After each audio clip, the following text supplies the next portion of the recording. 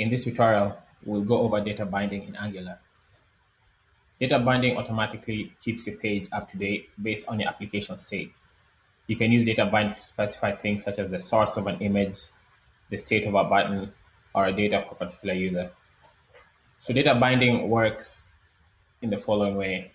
It allows communication between the component and the template that's associated with that component. And remember, the template contains HTML. So data binding works by adding specific Angular related syntax in the HTML, which corresponds to the backing component of that template HTML. Angular provides three categories of data binding according to the direction of data flow. If data is flowing from the source to the view, we'll call that the one way from data source to view target. If data is flowing from the view to the source, we call that one way from view target to data source. And if data is flowing in a two-way sequence, we'll call that just a two-way category. And that means data is flowing from the view to the source and back to the view. Let's start with the first category, which was one way from data source to view target. Remember, data source is the backing component of the template HTML, which is a view target, which contains a view target rather. So in this category, we have interpolation data binding, we have property data binding, we have attribute data binding, we have class data binding, and we have style data binding. Text interpolation binding allows you to incorporate dynamic string values into your HTML templates. With interpolation, you can dynamically change what appears in an application view, such as displaying a custom greeting that includes a user's name, or if you want to display some type of text, like for example, like a page title or any type of string that you'd want to display, interpolation would probably be a good candidate for fulfilling that responsibility. So let's look at an example. Here you see we have this binding tutorial header. And if we come into the code itself, we'll see that we have the title in these two or double curly braces. And then if you go into the backing component, you see that the title is defined as binding tutorial. So this is what data binding means. You see, we have the backing component that defines this property here named title. And then in the template HTML, we have that interpolated as title, and it's in between two curly braces. And that is essentially the definition of interpolation. So let's say I wanted to add a greeting. So the first thing we'll do is come in here. Let's say we'd have username.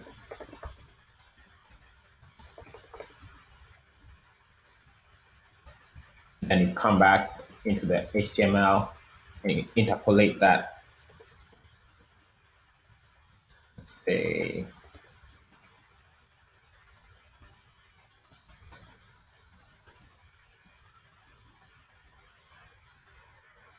and so if you come back to our view, we see that it added that greeting here. So interpolation is extremely useful when working with strings that you just want to display in the view. And also note the one-way nature of data flow.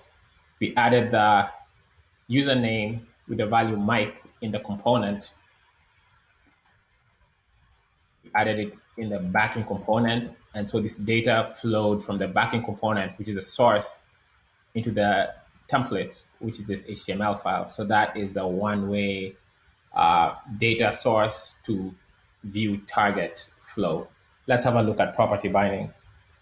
Property binding in Angular helps you set values for properties of HTML elements or directives. With property binding, you can do things such as toggle button functionality, set paths programmatically, and share values between components.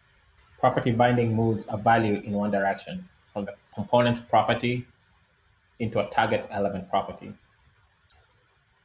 To bind to an element's property, you need to enclose it in square brackets, which identify the property as a target property. A target property is a DOM property to which you want to assign a value. Let's look at an example of that.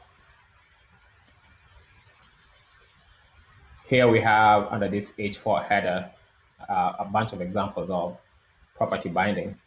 And as you can see, we have in this first one for the image element, we have the SRC HTML attribute, aka the SRC DOM property, surrounded by square brackets. And to the right of the equal sign, we have a string or a value enclosed in quotes called image URL. Now, image URL is a component property. So if you come into the backend component, you see you have an image URL component property in here. And then SRC is a target element property because that's what the component property is targeting. It's targeting this DOM property. So that's essentially what property binding means in this scenario. And now if you go into the web browser, this Angular logo is displayed by the image URL. If you come in here, we'll see it's pointing to the Angular assets, and then you see the logo. So that's how that's getting displayed. It's important to note that these square brackets are key because without the square brackets, Angular is going to interpret the value on the right side of the equal sign as just a string literal. So if I remove this, Angular is not going to evaluate image URL as this URL. It's just going to evaluate it as, oh, the SRC I've been provided with is image URL. And if you come into the code, into the browser, we see the link breaks because it wasn't evaluated. So if you want it to be, the property to be bound to the target element, you have to make sure that it's surrounded by the square brackets. That's one way of doing it. And then you also have binding it to the Angular directive. So ng class is an Angular directive that allows us to apply classes, styling classes, CSS, to like a div or some other HTML. So in this case, you have an italics class, and this italics class maps to this italic, which is the name of a class that's defined in here in the CSS. So I just gave this name to this property, and then in the template itself, I provided that name to the directive that handles CSS classes. So in this case, it looks to the right and says italics class, evaluates that into the class italics, or italic rather, and then applies the italic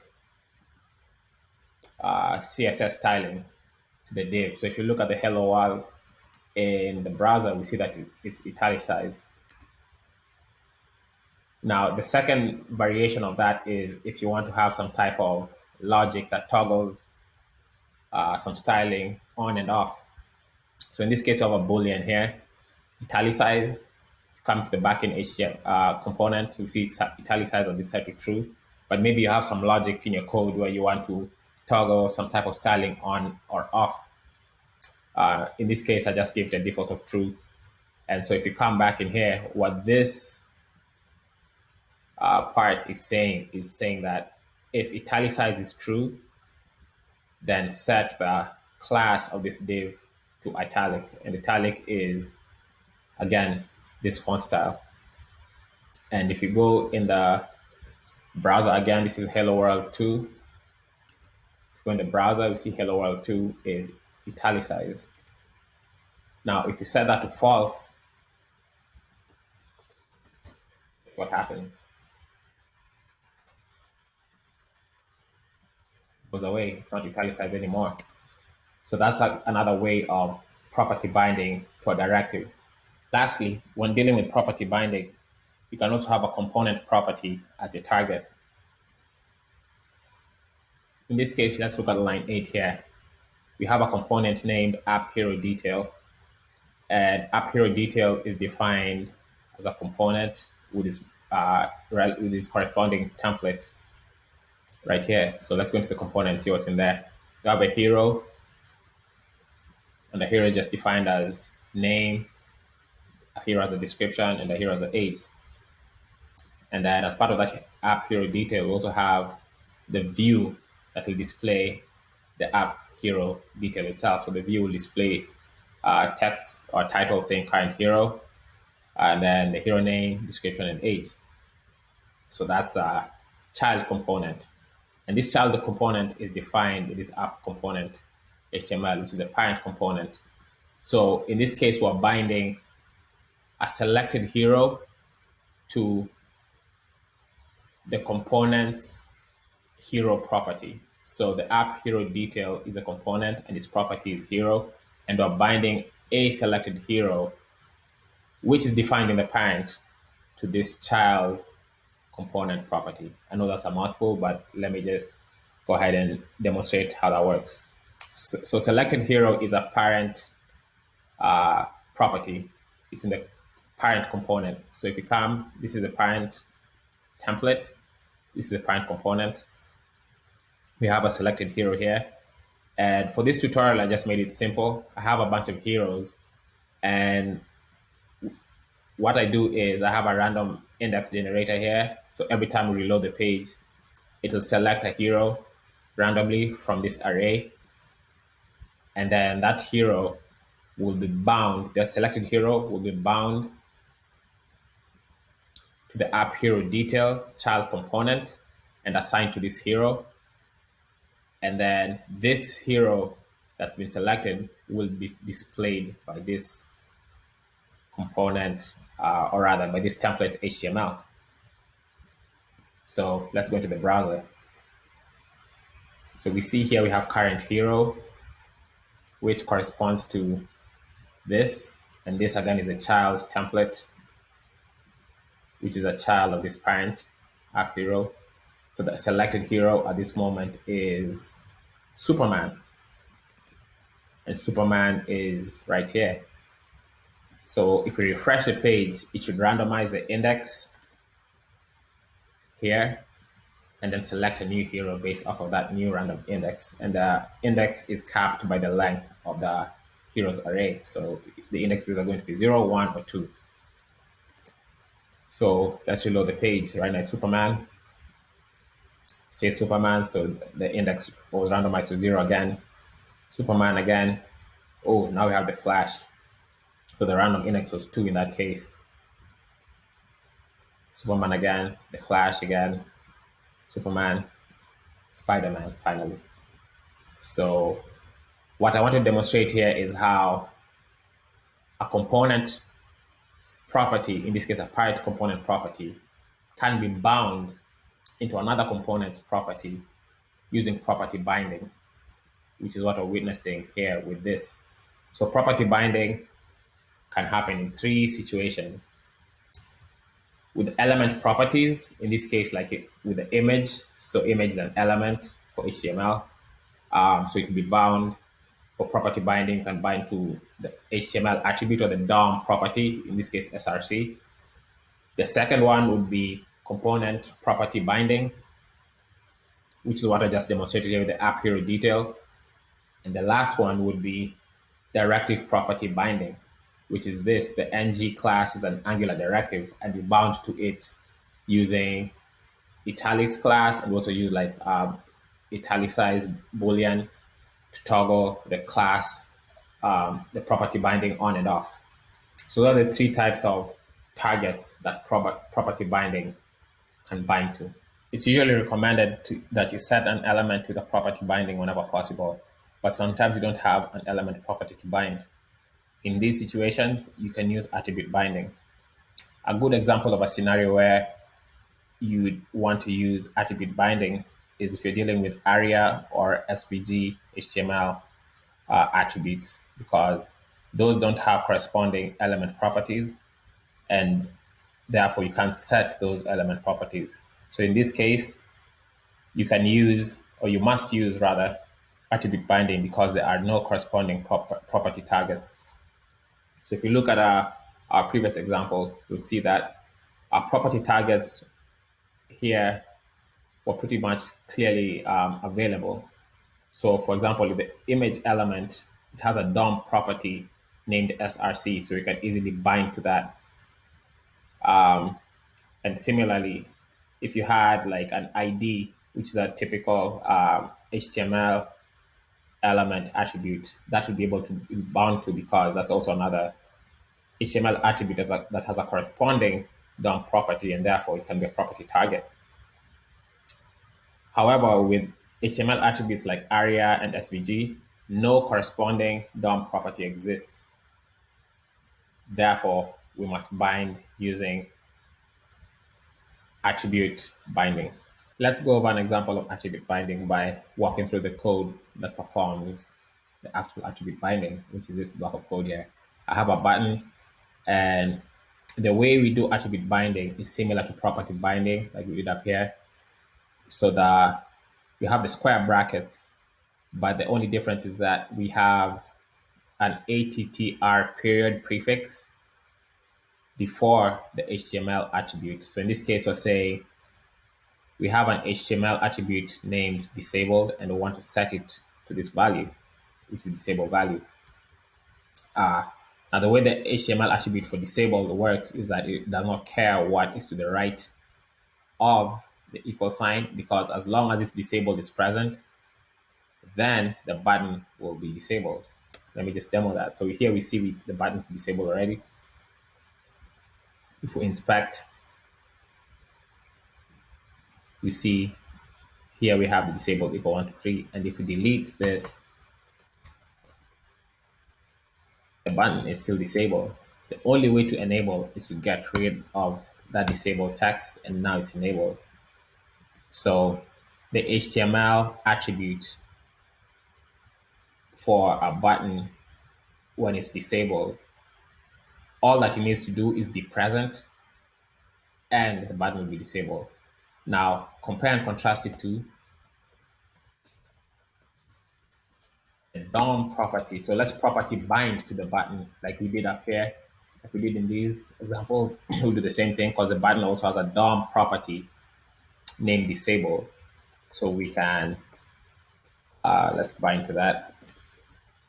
Now, this is a property binding, this is not an attribute binding. So we have button disabled, and this button disabled is set here in the backing component. Remember, attribute binding is a one-way data binding from the data source, which in this case is a component, to the template. So this data source says that the button disabled is true. And so this evaluates to button disabled is true. So we come here, refresh the page. Oh, forgot to add some text. So let's say close to. Now we see close to is disabled. Now let's set this button disabled to false. Let's enable the DOM property of the button named enabled. So we set that to false. So now this DOM property called disabled is now false. And so this button should be enabled. Boom, so it's enabled. So here really what I want to show is that the way to do attribute binding is by using this prefix. And this example is just, it's not general. Like, it doesn't mean that all HTML attributes don't care for what's to the right. This was just an example of an attribute and how to bind to it. There are other attributes, the ARIA and SVG, that care towards the right of the equals. But here I just really want to demonstrate that how we bind to the attributes, the HTML attributes, is using this prefix. You can use class binding to add and remove CSS class names from an element's class attribute.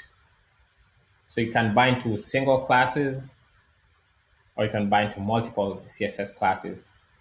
Let's look at this block of code here under the header class binding. So in this case, I'm binding to a class named italic, and then determining whether italic should be assigned to this div based on this boolean. So this italicized is really a boolean in the backend component. So here I'm saying italicize is false. But let's say we want to italicize the text itself. So come and say italicize is true. So I'm saying display or apply this italic class to this text because italicize is true. So let's go to Hello World 3 in the browser. And you see now Hello World 3 is italicized. Conversely, if I set italicized to false, then I'm saying do not apply the italicized class because italicized is false. So this evaluates to false, and it's similar to just having that basically. So if you come in the browser, you see this is back to just a regular text. Now you can apply or you can bind to single classes or multiple.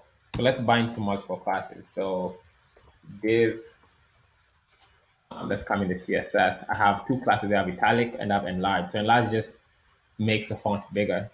So let's bind to both of these classes. So come back in here. Let's say late size and enlarged. And then come in here and say class. This is the way you bind to multiple. You provide a key value with where the key is a class name and the value is a boolean of whether it should be applied or not. So in this case, we want to do italic. So we'll say one true, and then we'll say large as well, true. So we're applying both classes to this text. There you go. There you have it. Now, if you say false, that's not italicized. It's not italicized. So that's how you can apply multiple classes to your elements. This is quite powerful because you can now use your logic in your backing components to apply different styling or different classes to your display, to your view. Quite powerful. All right, moving on to our final property binding type, which is style binding. We can use style binding to set styles dynamically. And similar to class binding, we can either bind to single styles or multiple styles. In this case, in our example, we are binding to a single style. And in here we have a color and we have a backing component property called button color that sets the color that we want the button text to be. In this case, we want the text to be green. And so here we're binding to the style color and making it, setting it to green. And if you go in the browser, we can see that that is true on the style binding. And so if we set this to a different color, let's say, oh, not yellow, but yellow,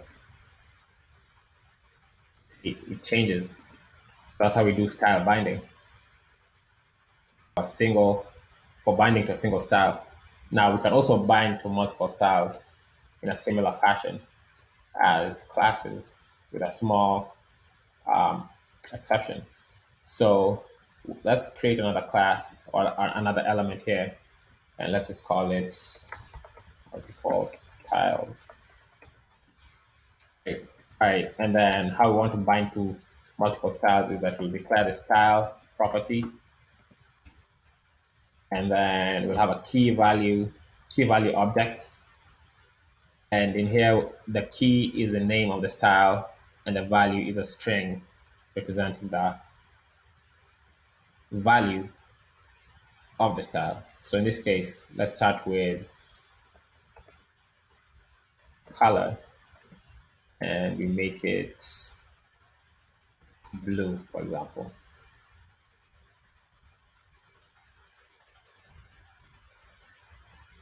Or it's a string, so it should be blue.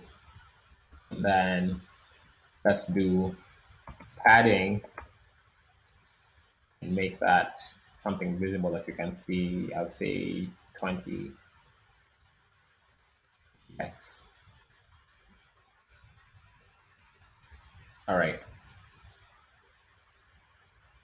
And there we go, multiple styles, and you can see the changes or the styles have been applied to that button.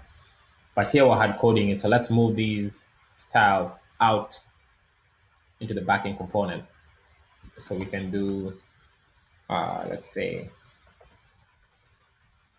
multiple style, color, blue, multiple style, padding, 20px, and then you come back into the template, change this, make this multiple style color, style padding, come back, fresh, boom. There we go. So now we've put that in our backing component so that the logic is what determines what styles to display. So again, just like classes, we can use the logic in here to manipulate how your view looks based off of whatever logic you want. Now let's look at the other type of one-way binding, which is event binding. Event binding allows you to listen for and respond to user actions such as keystrokes, mouse movements, clicks, and touches. To bind to an event, you use the Angular event binding syntax. And this consists of a target event name within parentheses to the left of an equal sign and a quoted template statement to the right. Looking at this event binding block of code here, we can see the syntax at play. To the left of the equal sign, we have a click target event name in parentheses, and then to the right, we have a quoted template statement. And this on save is a method that is contained in the backing component. So the one-way nature of event binding is that the data is flowing from the template to the data source, which is a component. So when you click the button, it takes us to the backing component, and whatever's in that method gets executed. So that's how event binding is one way. It goes from the view target to the data source. That's how the data flows. The other thing I wanted to mention is that this click is a native Angular event target or native Angular event. So if you come here, we can see the other events that are available. We have close, select, abort, autocomplete, etc. So this is just a native Angular event. So that's how you bind to an element event. In this case, the element is a button and the event is a click. And so we bound to it using the syntax that Angular stipulates, which is left side parentheses, right side quotes. Now, in addition to binding to an element event, you can also bind to a component event. I'm going to use the app hero detail component to show how we can bind component events. The app hero detail component has a custom event defined in it, and when that event fires, the on event triggered method is going to be called.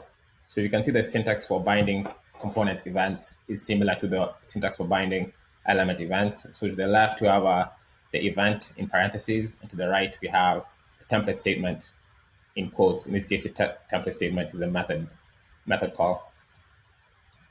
Let's see how the custom event is defined. If you go to the app hero detail, we see you have a custom event, and we create a new event emitter. And when the submit method is called, the custom event is fired, and that custom event causes this on event triggered to be called, which in turn displays an alert that says event emitted. But we currently don't have a way of triggering this submit, so I'll add a button that does that. So when this button is clicked, when it's clicked, it's going to call the submit method, which will fire off the event, which will cause this method to be called, which will then display an alert. So let's see how this all comes together in the browser. So here I have the emit event button, and when I click it, I see the alert displays correctly, which means that we're successful in binding the component event. So we bound, come back here to this template, we see that we were successful in binding this template statement, which is a method, to this component event. So far, we've looked at two types of event binding. We looked at the event binding that targets element events, which was this button click, and then we looked at the event binding that targets component events, which was this custom event in the app hero detail component. So next, let's look at the event binding that targets directive events. The method that I want to bind to my directive event is this onDirective event triggered method. What this does is it simply displays an alert when the method is called. The idea here is to have the directive event fire, and then this method gets called. The directive event is in this custom directive class that I wrote. This class has a selector named app custom. Then it has the directive event that we want to fire. It also has a constructor that takes in an element ref. And here I'm just applying some styling to the text, saying that the color of the text should be red. And then we have this host listener click, which listens for clicks on the element that this directive is applied to. And so when that element is clicked on, it's going to emit the event. And that calls this method, which emits the my directive event that is going to trigger this method and display an alert in the browser. So let's see how this all works together.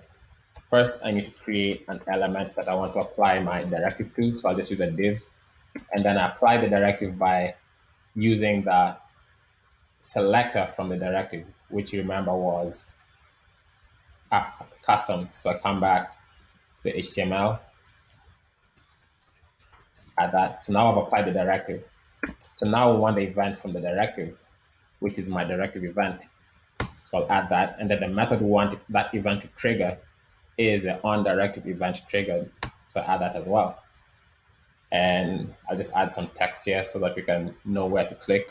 So I'll just add directive. And then that should be it. So here we're saying we're binding this template statement, which is a method, to this directive event.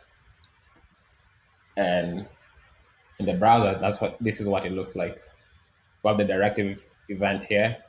This is a div, and when I click on it, you see the alert displays.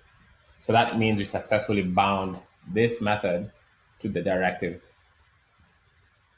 because we're seeing the alert. So everything is working as it should.